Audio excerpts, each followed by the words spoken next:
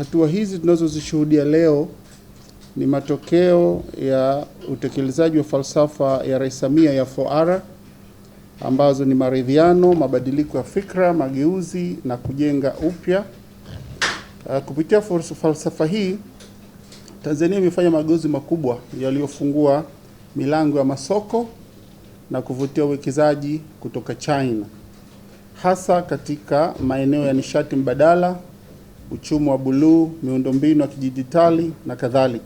Mnamo tarehe 1 Mei mwaka huu, serikali ya watu wa China ilitangaza rasmi kuondosha tozo la ushuru kwa bidhaa zote zitakazotoka katika bara la Afrika. Chochote utakachopeleka China hautolipa ushuru. Ni wewe mwenyewe na nguvu zako katika kuchangamkia hiyo fursa. Kwa mwaka huu kwenye maonyesho ya Sabasaba tutakuwa na banda letu pale, banda la uwakilishi au balozi wa Tanzania kule Beijing. Tutafungua banda hapa tukishirikiana na wadau mbalimbali wa hapa nyumbani na wengine wote ambao wanafaidika kwa njia moja au nyingine na biashara zao katika Jamhuri ya Watu wa China. Kuanzia 2021 hadi 2025, thamani ya biashara katika nchi zetu mbili imekuwa na imefikia hadi dola bilioni 23.2. Hata hivyo, Tanzania iliuza bidhaa zenye thamani ya dola bilioni 1.8, ambao ni 8% tu ndio ambayo tumepeleka katika miongoni mwa hizi bidhaa ambazo nimezizungumza. Wakati wenzetu na kununua bidhaa kule kuleta huku yenye bilioni 21.3, ambao zaidi ya 92%. Kwa hiyo utaona hapo kwamba kidogo kuna gap. Na changamoto kubwa katika mauzo yetu hayo madogo ni uzalishaji mdogo usiokidhi mahitaji na uuzaji wa bidhaa ghafi za kilimo kama parachichi, korosho na bila kuongezea thamani.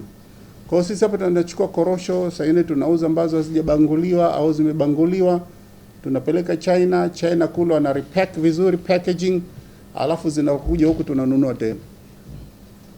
Kwa hiyo kuna haja sisi kutumia sasa fursa zilizopo kwa elimisha wa Tanzania namna kufanya package nzuri za bidhaa zetu, badala kupeleka raw, tupeleke vitu ambavyo tayari vimeshaongezwa thamani hapa Tanzania na kuweza sasa kuvipeleka nje ya nchi. Ubalozi unaendelea kufanya jitihada na kutafuta fursa zaidi, hasa katika kutafuta makampuni yenye nia ya kuwekeza katika teknolojia na mitambo inayofaa katika ununuzi mitambo ya mashine ya uzalishaji. Tumejitolea mwaka huu kuwa na desk maalum pale litalohusiana na elimu.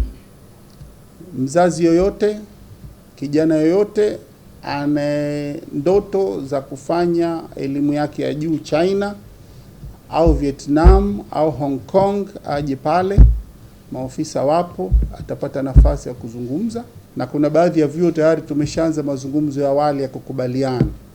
Masuala tumeyachukua sasa, tumeyaleta nyumbani huku kwa ajili ya taratibu za kiserikali, lakini tunatumai very soon inaweza katoka sasa go ahead ya kuendelea. Nilitembelea Hong Kong, nikakutana pale na Hong Kong Polytechnic University, na nikawasilisha rasmi pale ombi la Hong Kong Polytechnic University kushirikiana na Arusha Nelson Mandela Science and Technology University. Tunacho pale chuo cha sayansi na teknolojia. Wale mabwana kule wamekubali na wamefurahi, wanasema sisi tuko tayari. Nimekwenda Hong Kong University of Science and Technology, wao wamekubali kufanya mashirikiano na chuo kikuu chetu cha Mlimani pamoja na State University of Zanzibar SUZA.